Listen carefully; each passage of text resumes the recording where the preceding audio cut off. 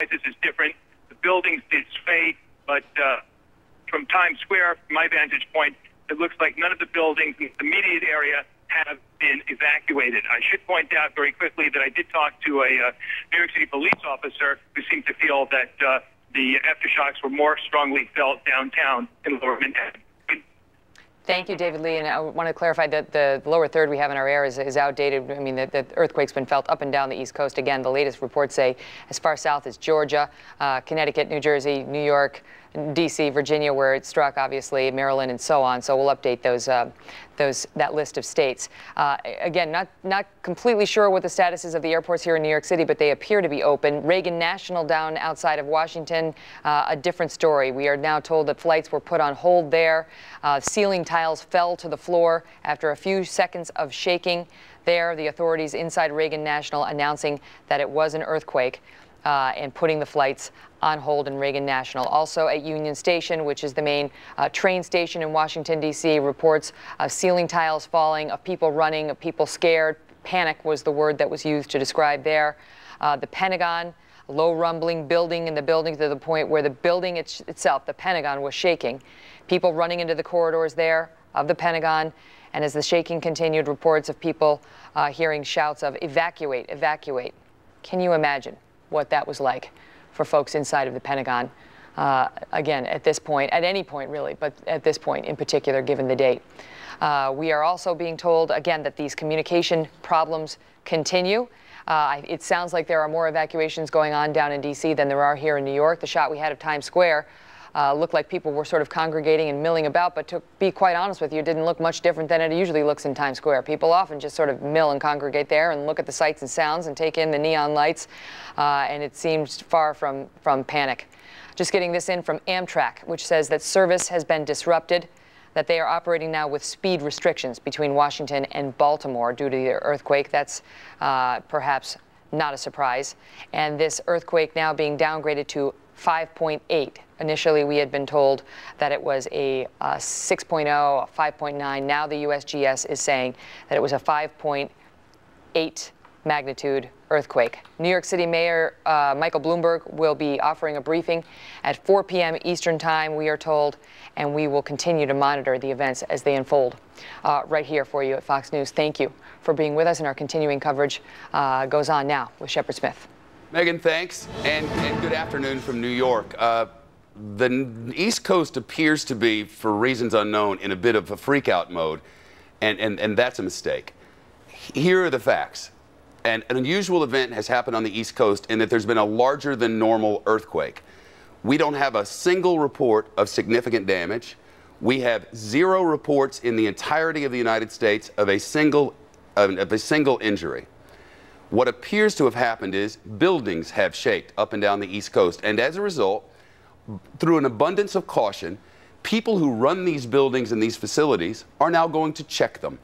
And while they check them, people are asked not to be in them. So the collective best thing to do is realize cell phone service is crashing because too many people are on the phones.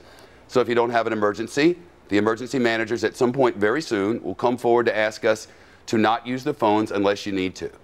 And all of this, people evacuating in the pictures, seems to be ratcheting up a sense of panic that is completely unnecessary and absolutely counterproductive. Again, for some context and perspective, there was an earthquake in Virginia less than an hour ago.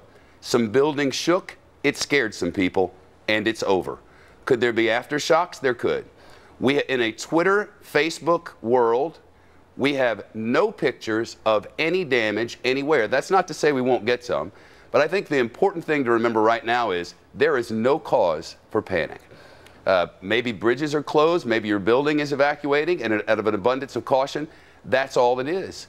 They're not used to this sort of thing happening. So now, in Times Square, there are a lot of people out. I was there a few minutes ago. Everything is fine. The vast majority of the people in Times Square, which is right there, felt nothing. They felt it in this building, it shook. Now it's over. And as far as we can tell, nothing has happened. So authorities from Canada to North Carolina are now checking buildings and checking structures to make sure they're okay. And there's a lot of speculating going on. Cops are going, maybe this is leaning, and people are going, well, maybe this happened. But so far, nothing has happened. With that as our beginning, we'll now begin to go across the country and show you what we're seeing, which, for the most part, is not much. Jonathan Hunt is with us. Jonathan, the most significant damage that we've heard about, some ceiling tiles falling, and in addition, some cracks at Union Station in Washington, D.C. No injuries, no significant damage of any kind, right?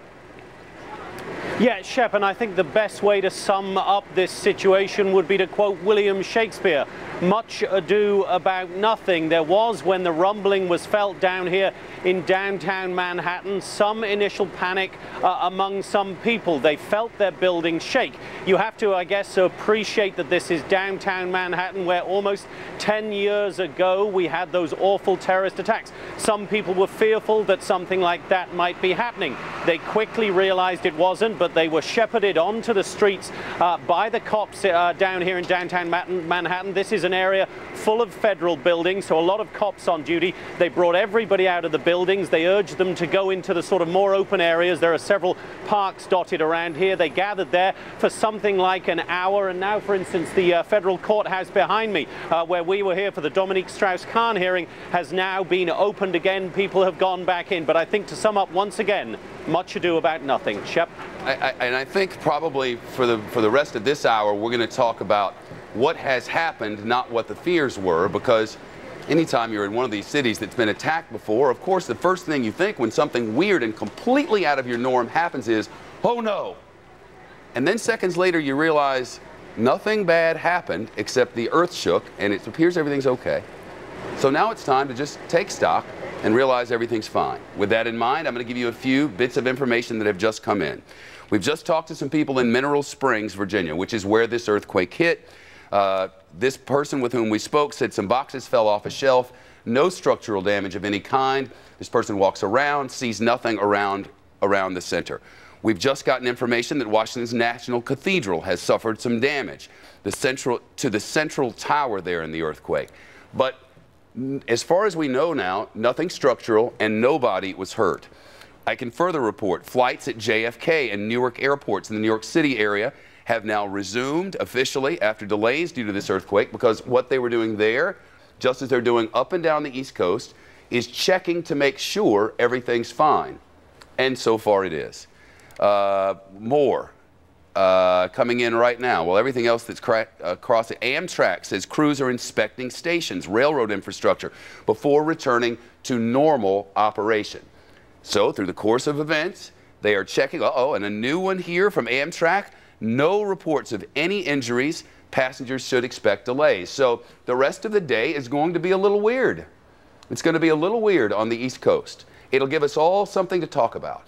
But now is the wrong time to get on the cell phone and that sort of thing, and you know, tie up lines and that sort of thing, because it could create a lot of panic that's just fully unnecessary.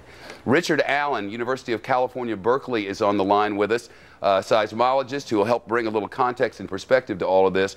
Sir, in the early going, we felt an earthquake, as many of us who've lived in Los Angeles have, and probably people watching in Tokyo are laughing a little bit.